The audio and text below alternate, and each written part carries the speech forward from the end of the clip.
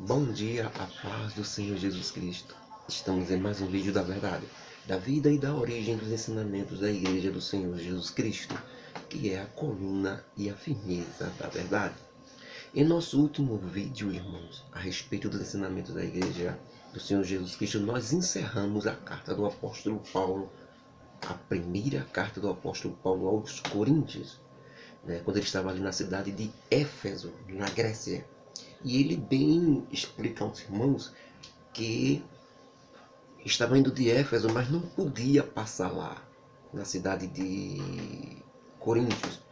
E ele estava indo direto para Macedônia. Por quê?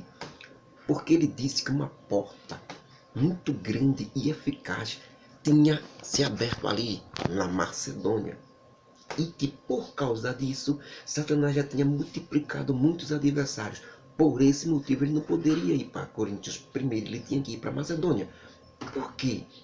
Porque a vida de uma pessoa que é seguidora do Senhor Jesus Cristo é dirigida pelo Espírito Santo, não por ela, não pela religião dela, não pela denominação evangélica dela.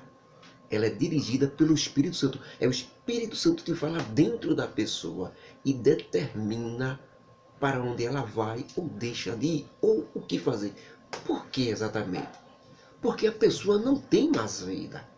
Quando uma pessoa aceita Jesus Cristo como Salvador da sua vida, ela deixa de ter vida. Ela deixa de ter desejos, deixa de ter sonhos, deixa de ter vontade. Mas ela tem que fazer isso por livre e espontânea vontade. Entregar isso para a vontade de Jesus Cristo. E a vontade de Jesus Cristo é expressa através do Espírito Santo que está dentro dela. Quando uma pessoa que diz que é seguidora do Senhor Jesus Cristo faz como quer, faz os planos que quer, do jeito que quer, e nem sequer escuta a voz do Espírito Santo dentro dela, ela não morreu. Ela continua viva para ela mesma. Ela não pode dizer como o apóstolo Paulo, porque estou morto para o mundo e vivo para Deus. A vida que agora vivo, vivo-a na fé do Filho de Deus. Ou seja, eu estou sendo dirigido por Ele. É Ele quem determina. Ele pagou o preço por mim, morreu na cruz do Calvário e pagou pela minha salvação. Ele me comprou. Então eu não tenho mais vontade. Eu quero ser feliz. Eu quero ter uma vida de tranquilidade e de paz. Não, você não tem mais vida. Você já entregou essa vida a Jesus Cristo. Ele é que vai utilizar esta sua vida que você entregou a Ele como Ele quiser aqui na terra, para a glória do Evangelho. Então, por isso que Ele sempre disse, vai vir sofrimentos. Certo? Por quê? Porque agora você não tem mais que prezar pela sua vida. Você não tem mais que ter sonho, com saldo neste mundo, conseguir uma grande posição, um grande emprego. Não, acabou-se tudo. Isso era se você não tivesse seguido Jesus Cristo. Por isso que Jesus Cristo disse para mim e para você, quem quiser vir após mim, negue-se a si mesmo.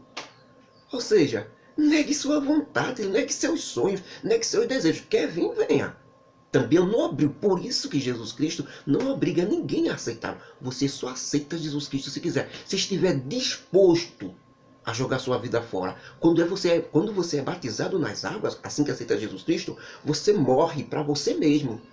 Você é mergulhado dentro da água, dizendo que morreu para o mundo, para os seus desejos, para a sua vontade. E quando você levanta, você ressuscita agora. Espiritualmente falando, você ressuscita para a vontade de Deus. Você agora foi comprado, você pertence a Ele. Tudo isso por livre e espontânea vontade sua. Nisso é que está a fé. Nisso é que está o verdadeiro convertido. Nisso está o verdadeiro seguidor de Jesus. Ele entrega a sua vida. Ele não quer mais saber de sua vontade, não. Mas eu desejo tanto isso. Mas eu queria tanto aquilo. Que desejar isso? Que desejar aquilo? Nada. Nesse mundo, onde jaz, onde dorme no maligno tudo que você for desejar de sonho. Nesse mundo, está desejando no quintal de Satanás, na casa de Satanás. Veja, como é que isso pode compactuar com Deus? Não pode. Mas eu pretendo uma grande carreira, um grande triunfo. Eu desejo ter, assim, ser uma expressão que as pessoas vejam que eu triunfei na vida. Num mundo onde dorme no maligno. Onde Satanás é que controla as coisas por aqui, através dos homens. Sabia disso? O mundo não é controlado por Deus. O mundo ainda vai ser controlado por Jesus Cristo. Por que você não deixa para realizar os seus sonhos no reino de 1000 anos de Jesus Cristo aqui na Terra, que vai acontecer ainda? Deixe para realizar esse sonho lá, porque o mundo estará sobre a determinação de Jesus Cristo. Hoje não. Tudo que você quiser e conseguir deste mundo, se lembre que você está conseguindo de Satanás. Por isso a determinação de Jesus Cristo de não aparecer, de não enriquecer. Por isso que Jesus Cristo disse como difícil é para os ricos entrarem no reino dos céus. Os que possuem riquezas entrarem neles. Por quê? Porque é tudo desse mundo agora que é controlado por Satanás. Tudo que você pegar desse mundo é controlado por Satanás. É Satanás quem está liberando. Você quer realmente as coisas de Satanás? Pense nisso. João, o apóstolo, disse: não ameis o mundo, nem o que há no mundo. Não é um mundo geográfico, é árvore, água, pedra, não. É o mundo que tem as oportunidades que o mundo oferece nessa sociedade que está aí controlada pelo maligno. Um grande emprego, uma grande faculdade, um grande sonho. Não ame essas coisas, disse o apóstolo João. Não ameis o mundo, nem aquilo que no mundo há. Porque quem ama o mundo, o amor do Pai não está nele. Vejam só. Então é preciso que o discípulo de Jesus Cristo observe bem isso. Por isso que Paulo determinou. Por isso que Paulo agora, nesse nosso estudo de hoje, no nosso vídeo, Paulo vai falar sobre as aflições dos seguidores fiéis de Jesus Cristo. Vejam só nesse estudo de hoje. Nós estamos iniciando agora a segunda carta do apóstolo Paulo aos Coríntios. Ele sai agora da cidade de Éfeso, onde escreveu a primeira carta e enviou para os irmãos ali da cidade de Coríntios, e sai de lá e vai para Macedônia. E quando acontece, e ele diz, antes de ir, nesta carta final, ele diz que quando acontecer a espetacular transformação desses nossos corpos hoje, que são imperfeitos, fracos e mortais, e se transformar em corpos perfeitos e imortais, semelhante ao glorioso corpo de Jesus Cristo, no dia do arrebatamento da igreja, aí sim, diz o apóstolo Paulo, vai se cumprir aquilo que está escrito na Bíblia, na ressurreição de Jesus Cristo, que diz assim: tragada ou destruída foi a morte na vitória de Jesus Cristo, quando ele ressuscitou. Onde está agora a morte e o teu veneno? Onde está agora o inferno a tua vitória? Ora, amados irmãos, disse o apóstolo Paulo, o veneno da morte é o pecado. Por isso a morte tem poder sobre todos nós hoje. Todos nós deveremos morrer um dia por causa do pecado. E a força desse pecado é a lei de Deus. Mas o que a lei é? É a lei de Deus. Porque lei é lei, irmãos. E tem que ser cumprido. Porque a lei ordena. E ao mesmo tempo ela condena corretamente quando você ou eu desobedece aquilo que ela ordenou. Está vendo? Mas agora não, disse o apóstolo Paulo. A graça e a bondade de Deus vindos do Evangelho de Jesus Cristo e não da lei de Deus absolve e salva todo pecador que se arrepender. Por isso que temos que morrer para o mundo e nascer para Deus. Porque a lei, com a lei nós continuávamos vivos nesta carne, mas íamos ser condenados ao inferno. Não tinha perdão de pecado. Agora não. Com o Evangelho não. Agora você morre nas suas vontades, nos seus desejos para este mundo e nasce para a vontade de Deus. Mas o mundo ainda é controlado por Satanás através dos homens que dão a ele esse poder. Certo? Satanás não controla esse mundo à força. Ele vive nos corações e mente das pessoas que não querem nada com Deus e nem querem com o Evangelho de Jesus. Não querem obedecer ao Evangelho de Jesus Cristo. Ou é um ou é outro, irmão. Ou é controlado por Jesus Cristo através do Evangelho, ou é controlado por Satanás, mesmo sem saber. Acha que está tudo bem, não mata, não rouba, não fuma, não faz mal a ninguém, é pacífico. Mas não procura conhecer a vontade de Jesus Cristo. Está no controle de Satanás também. Sem nem perceber. A única forma de descobrir que não está no controle de Satanás pela mente é seguindo os conselhos e o ensinamento de Jesus Cristo. São os únicos que estão livres de Satanás. São os que estão seguindo os conselhos de Jesus Cristo através do Evangelho. Os outros, mesmo em religião, mesmo em denominações evangélicas, se não estiver procurando saber os ensinamentos de Jesus Cristo, não tiver contato com ele, está no controle de Satanás. O próprio Jesus Cristo disse: ó Deus, ou o mundo representa Satanás, ou um ou outro. Não tem como ficar em cima do muro. Porque Deus não aceita dividir com Satanás. Ou você segue ele como ele quer que você siga, ou você está no controle do bicho. Não tem para onde correr. Então, este evangelho, graças a Deus, disse Paulo, que através do evangelho absolve nós, os pecadores, que se arrepender. E além disso, a graça de Deus, que é o evangelho de Jesus Cristo, vai dar a esse pecador que se arrepende um corpo perfeito, que não pode mais pecar. Acabou-se essa história de eu ficar lutando contra mim mesmo, que hoje eu faço nesse corpo. Eu luto contra mim mesmo para não pecar. Mas quando eu receber o corpo perfeito, por quê? Porque eu me arrependi um dia. Tem que se arrepender. Para poder ter essa graça, esse favor imerecido, essa bondade de Deus, você tem que se arrepender. De coração. Então, irmãos, a vitória é nossa por causa do Senhor Jesus Cristo. Graças a Deus, irmãos, que nos dá a vitória por nosso Senhor Jesus Cristo. Portanto, meus amados e queridos irmãos, disse o apóstolo Paulo, sede firmes e constantes, sempre atuantes na obra do Senhor, sabendo que o vosso trabalho não é vão para o Senhor. E Paulo agora, quando ele termina e encerra essa carta, ele começa agora, a sua segunda carta. Agora, é interessante que antes disso ele disse que perdeu aos irmãos que fizessem doações para os irmãos da Judéia. Por quê? Porque no tempo do imperador Cláudio César já havia sido profetizado antes por alguns profetas que têm dom de profecia lá de Jerusalém, que haveria uma grande seca naquela área. Isso aconteceu no período do imperador Cláudio César, imperador romano Cláudio César. E os irmãos ali da Galáxia do Sul, Paulo pediu a eles que mandassem doações para os irmãos da Judéia, da província da Judéia, Jerusalém, aquelas cidades ali ao redor. E Paulo agora aproveita também e pede para os irmãos ali de Coríntios que enviem também doações para os irmãos ali da Judéia. E ele diz que vai mandar alguém para buscar, porque não pode ir para lá, porque uma porta grande de pregação se abriu lá na Macedônia. Ele tinha que ir para lá. Por isso foi aquilo que eu falei. Pelo desejo de Paulo, ele ia ver os irmãos de Coríntios. Mas o Espírito Santo dentro dele disse que a porta era grande lá na Macedônia. E Paulo diz, da mesma forma que a porta é grande para que eu pregue o Evangelho, salve outras vidas, leve a graça de Deus, o Satanás já multiplicou os adversários. Eu vou ter que resistir a ele. Então não tenho tempo de ir para vocês aí em Coríntios, irmãos. Então ele pede que os irmãos vá lá buscar as doações dos irmãos e vai direto para Macedônia, onde a grande porta se abriu para ele. E por final ele diz, então, irmãos, vigiai, irmãos de Coríntios, fiquem firmes na fé, se comportem com valor e se fortaleçam muito na fé, e que todas as coisas entre vocês sejam feitas com o amor que Jesus Cristo ensinou. Veja que essa prerrogativa de Jesus Cristo é eficaz. Amai-vos uns aos outros como eu vos amei. É esse tipo de amor que ele pede que haja entre os irmãos. Ou qualquer outro tipo de amor, irmão, não é amor não. É coisa de homem mesmo. O pessoal diz que até o relacionamento é amor. Não é não. O verdadeiro amor, que tudo sofre, tudo crê, tudo supera e tudo espera, é este amor. Amai-vos uns aos outros como eu vos amei. É o amor pela humanidade, pelo próximo. Este é o maior amor que existe. Os outros são sentimentos que nós adquirimos aqui.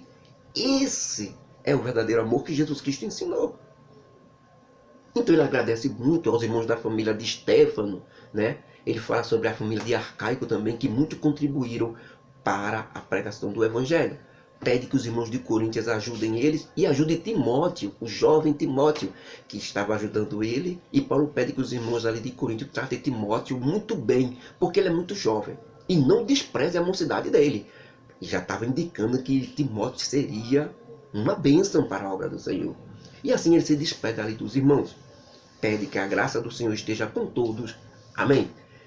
Depois de enviar essa carta e sair da cidade de Éfeso, onde estava, mais ou menos no ano 55 depois de Cristo, temos dois pontos aqui que temos que falar, porque alguns irmãos já me perguntaram sobre isso. Por que esta data subindo? Se naquele tempo de Paulo já deveria estar muito mais tempo. E por que o ano está começando agora? É porque, irmão, Jesus Cristo nasceu no ano 1 do calendário ocidental. Para nós hoje, o calendário mudou. E como é que nós explicamos isso? Se você pegar qualquer livro de história, história secular, história da humanidade mesmo, você vai observar que para nós aqui do Ocidente, do Oriente não, né? Os judeus, os muçulmanos, os budistas, outros países do outro lado do mundo, que seguem outro calendário, não está no ano de 2019, pelas contas deles. Estão no ano muito avançado na frente, porque eles não pararam no ano 1. Por exemplo, nós temos muitos estudiosos que disseram que a Terra, de Adão até o nascimento de Jesus Cristo, nós temos 4.555 anos. Há outros estudos, sabe, irmãos? Nós vamos pegar esse, como eu realmente não sei se isso é exato mesmo. Uns dizem que é 4.000, outros dizem que é 4.555, outros dizem que é 4.000. Os estudiosos, né, que estudam que de Adão até Jesus Cristo houve esse período de tempo. Não é da Terra, não, do planeta Terra, não. É da história da humanidade, de Adão até o nascimento de Jesus Cristo. Mas vamos supor que seja 4.555. Né? Vamos trabalhar com esta data. Não quer dizer que seja verdade. Mas vamos trabalhar com ela só para a gente ter uma ideia. Isso aí é fato. São coisas que a gente pode passar só para ter uma ideia. O importante é que Jesus Cristo nasceu. Esse é fato. Certo? Mas as datas, a gente tem só uma ideia, irmão, só para entender. Não vamos brigar por causa de data, né? Então, segundo alguns, vamos supor que realmente seja 4.555 anos de Adão, o primeiro homem a ser criado, até Jesus Cristo. Então a data veio diminuindo, passando por toda a história da humanidade, como Noé, Abraão, as 12 tribos de Israel, a nação de Israel, os impérios assírio, babilônico, medo-persa, grego e agora o Império Romano, onde estamos agora. Então observe que começando com 4.555 anos, que foi a criação de Adão, vem diminuindo, até chegar no ano 1 da nossa história ocidental. Por quê? Porque no ano 1 foi o ano em que Jesus Cristo nasceu lá em Belém de Judá. Então eles diminuíram a idade. Tudo o que acontece até o nascimento de Jesus, qualquer livro que você estudar, que você ler, você sempre vai encontrar as abreviações DC, que quer dizer, não, AC, que quer dizer antes de Cristo. Antes de Cristo o quê? Nascer. Já depois do ano 1 em diante, até hoje, 2019, são 2019 anos da história da humanidade DC. DC é o quê? Depois de Cristo. Depois de Cristo o quê? Nascer. Ano 1 vem até agora, 2019. De 4.555 anos até o ano 1 e do ano 1 até agora 2019, nós somando, se nós formos somar, a história da humanidade, se esses números estiverem corretos, a história da humanidade de Adão até hoje soma-se 6.574 anos. É só para a gente ter mais ou menos uma ideia. Então, irmão, isso é, se todos esses números estiverem corretos. Por isso eu sempre digo, mais ou menos, os irmãos sempre vão me ouvir dizer, mais ou menos no ano 55. Explica o ano 55 de Paulo ali em Éfeso, que escreveu a primeira carta aos Coríntios. Por quê? Porque no ano 1 Jesus Cristo nasceu. Com 33 anos de nascido, 33 anos da história da humanidade depois que Jesus Cristo nasceu, Jesus Cristo morreu, subiu ao céu. Somando com mais... Com 33 anos ele morreu. Somando com mais 22 anos que Jesus Cristo, que passou-se desde que Jesus Cristo subiu ao céu, somando aos 33 que ele nasceu, darão os 55 anos que Paulo está ali na cidade de Éfeso. Isso explica por que o nosso calendário parou no ano 1. Se vocês forem observar os próprios judeus, o calendário deles é diferente. O ano para os judeus começa no mês de abril, que é a Páscoa para nós. Nós temos o 4º mês do ano, o mês de abril. Para os judeus é o início do ano. Por quê? Porque foi Deus que decretou que o ano começa para os judeus quando eles se libertaram do povo do Egito. Foram declarados livres. Ali foi a Páscoa, ali foi a primeira Páscoa que eles comemoraram. Mês de Abib, mês de abril. Os judeus, o povo de Jesus Cristo, comemora o ano novo no mês de abril. A Páscoa, que nós comemoramos aqui. Para eles, abril, para eles é janeiro. Em termos históricos da nação de Israel. Certo? Eles lidam desta forma. Eles têm a cultura deles já lá. Eles vieram contando os tempos sem parar no ano 1. Porque eles não aceitaram Jesus Cristo. Então, irmão, outra coisa também que os irmãos levantaram interrogação foi justamente esse ano, né, que nós vimos agora, e a cidade de Éfeso. Que era essa cidade de Éfeso que Paulo escreveu? É justamente, irmãos, é a cidade de Éfeso que lá em Apocalipse, que nós vamos estudar ainda, o apóstolo João vai escrever uma das 7 cartas do Apocalipse. Será para a cidade de Éfeso ali na Grécia. Certo? Tem Éfeso, Tiatira, Sardes, são cidades ali da Grécia. Inclusive a Macedônia é para onde Paulo está indo e é ali na Grécia Antiga de Alexandre o Grande. Então ali na Macedônia agora, com um ano depois, mais ou menos no ano 56 já, observe que a 50 já aumentou um ano. 55 ele estava em Éfeso. 56 ele já está na Macedônia. Paulo escreve sua segunda carta aos irmãos que formavam a igreja do Senhor ali na cidade de Coríntios. Então vamos acompanhar. E é muito interessante quando Paulo começa essa segunda carta. Ele começa dizendo: Paulo, apóstolo de Jesus Cristo pela vontade de Deus e não de homem nenhum, e o irmão Timóteo que está comigo, escrevemos essa segunda carta aos irmãos que se converteram ao Senhor Jesus Cristo, chamados de santos. Santos não porque fazem milagres, que é mentira isso. Santos porque se separaram das coisas erradas. Quanto mais você para de fazer coisas erradas, mais você se santifica para Deus. É chamado de santo por conta disso. Porque aprende o ensinamento de Jesus Cristo, que Jesus Cristo ensinou, deixa de fazer o que era errado e agora está se santificando. É Jesus Cristo que santifica você através dos ensinamentos dele. Você é considerado para Deus santo porque você reconheceu os erros e consertou eles. Quanto mais se santificar, melhor. Então esses irmãos se encontravam e moravam na cidade de Coríntios, e que juntos formam a verdadeira igreja do Senhor, juntamente com todos os irmãos que estão em toda a Ásia. Graça a vós, diz o apóstolo Paulo, e muita paz da parte de Deus nosso Pai e da do Senhor Jesus Cristo. Bendito seja o Deus e Pai de nosso Senhor Jesus Cristo, o Pai de todas as misericórdias e o Deus de toda a consolação, que nos consola em todas as nossas lutas, meus irmãos, para que também possamos consolar os que estiverem também em suas lutas e precisando de nós. Iremos consolar com a mesma consolação que recebemos do Senhor, porque como os sofrimentos de Cristo são grandes em nós, sim, nós que pregamos o seu evangelho, e o mundo não aceita e nos ferem com muitas dores, assim também a sua consolação de Deus é grande para conosco, para que possamos suportar esses sofrimentos por meio de Jesus Cristo, nosso Senhor. Mas, irmãos, eu, Paulo, digo, estando já aqui na Macedônia, aqui, se somos perseguidos, irmãos, isso não é para outra coisa, a não ser para a vossa consolação e salvação.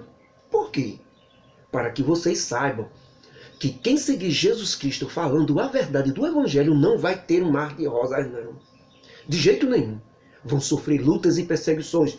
Por isso é que nós, os líderes que pregamos o Evangelho, temos o consolo de Deus. E se somos consolados por Deus, por causa da perseguição e sofrimento, vindo de homens que não aceitam ouvir a verdade de Jesus Cristo, então esse sofrimento é para que vocês saibam que também serão consolados por Deus quando sofrerem as mesmas perseguições por causa do Evangelho que irão pregar um dia. E a nossa esperança a respeito de vocês, meus irmãos, e moradores aí da cidade de Coríntios, é que vocês aceitaram a fé. Nossa esperança é que essa fé firme e forte que vocês têm se fortifica cada vez mais. Sabemos que se também vocês participarem das nossas perseguições e aflições, também participarão da nossa consolação que vem da parte de Deus, o nosso Senhor. O que não queremos, irmãos, é que vocês simplesmente ignorem isso, que as aflições e perseguições que sofremos na Ásia foram fortes demais, viu?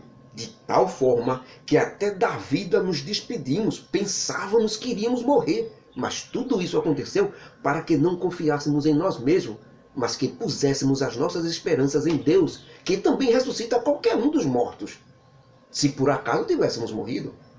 Essa tem que ser a nossa esperança. Foi isso que Deus nos ensinou. Então foi declarada. Então esse bom Deus bondoso que nos livrou de tão grande morte, já declarada, e sempre nos livrará ainda até que aconteça ou chegue o dia da nossa passagem dessa vida para outra. Vai chegar o dia. e tudo que está escrito acerca de nós e de qualquer um que segue nosso Deus. Vocês também, irmãos da cidade de Corinto, nos ajudem em oração, porque pela ameaça que nos é feita diretamente aqui na Macedônia, por muitos inimigos de Jesus Cristo. Eu não disse a vocês que o diabo tinha multiplicado os inimigos? Também, como tem muitos inimigos, por muitos amigos que são vocês e seguidores de Jesus Cristo, também sejam dadas graças a Deus por nós, a nosso respeito. E como é bom, irmãos, termos a consciência limpa de ter mostrado ao mundo, e muito mais a vocês, irmãos da cidade de Coríntio, o testemunho e a prova de uma vida simples e com sinceridade de Deus. Pois nós, os líderes pregadores, vivemos isso diante dos homens, e muito mais diante de vocês, irmãos, que são a igreja. Porque nenhuma outra coisa eu, Paulo e Timóteo vos escrevemos, irmãos, senão aquelas que vocês já sabem. Escrevemos tudo na primeira carta e que vocês aceitaram de coração tudo aquilo. E espero que aceitem até o fim. Como é bom também que vocês reconheceram, em parte, que nós, os líderes, somos a vossa glória. Um claro reconhecimento de que a doutrina que falamos é de Deus. Vocês aceitaram como de Deus. Assim também vocês, irmãos, serão a nossa glória na vinda do Senhor Jesus Cristo, pois vocês obedeceram a nós. Foi por isso que, com muita confiança, antes de vir aqui para a Macedônia, eu não fui até vocês, para que vocês tivessem uma segunda graça. Nem precisasse eu ir, porque vocês estavam fortes e aceitaram as verdades que eu falei. Então, eu vim aqui para a Macedônia, para depois eu retornar de novo para vocês. E sendo guiado por vocês, nós chegaremos à província romana da Judéia, levando aquelas doações que eu falei. E calculando isso, vim primeiro para aqui antes de ir para aí. Porventura eu usei de leviandade, irmãos? Ou aquilo que calculo ou faço sendo dirigido pela carne? Ou eu faço sendo dirigido pela carne? É claro que não. Não é pela minha vontade, irmãos. Não posso me dirigir, entreguei minha vida. Eu sou dirigido pelo Espírito Santo de Deus, para que haja em mim sim, sim ou não, não. Pois o que passa disso, disse o Senhor Jesus Cristo, é de procedência maligna. Você tem que ter a palavra firme, direta. Antes, irmãos, como Deus é fiel à nossa palavra, para com vocês, não foi sim e nem foi não. Porque o Filho de Deus, que é Jesus Cristo, que foi pregado entre vós, por nós, por mim, Paulo, e também por Silvano e Timóteo, ele não foi sim ou não, mas ele sempre houve sim, porque todas as promessas de Deus em Jesus Cristo é sim para nós. E por Jesus Cristo, irmãos, é o amém, é o final, para a glória de Deus. Essas promessas de salvação, vida eterna, corpo perfeito, é tudo sim em Jesus Cristo. Tudo isso para a glória de Deus. Mas o que nos confirma como líderes de vocês é que quem? Quem nos confirma é que nos colocou ungindo nossos ministérios.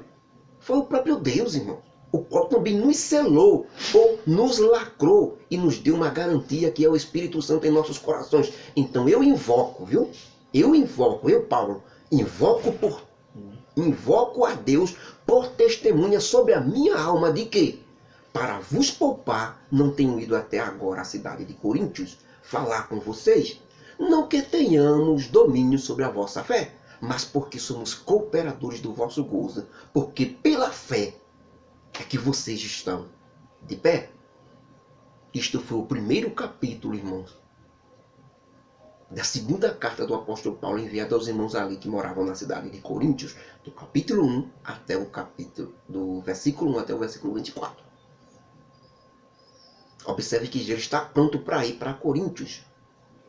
Mas que ele diz que tem se segurado um pouco. Alguma coisa já está começando a acontecer ali na cidade de Coríntios, que Paulo estava segurando.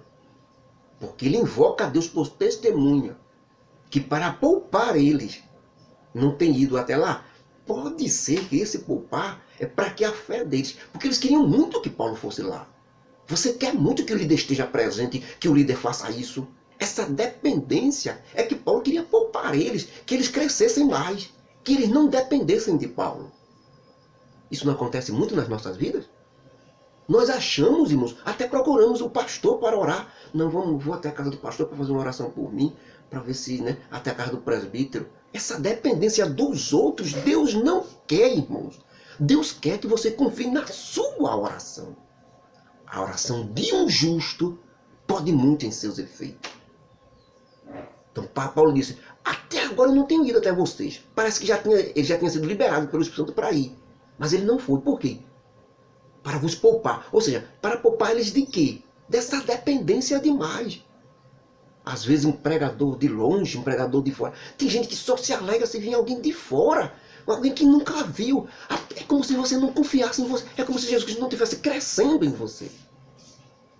Então que nós aprendamos isso com Paulo. Que a graça do nosso Senhor, o amor de Jesus Cristo, as consolações do Espírito Santo estejam sempre conosco, hoje e para sempre. Amém. E que confiemos em nós mesmos antes do que em qualquer um. Na nossa oração, na nossa fé e no nosso poder de decisão. Pelo Espírito Santo dentro de nós. Procuremos esse Espírito Santo para ter a certeza que estamos no caminho certo. A graça do nosso Deus seja conosco. Amém.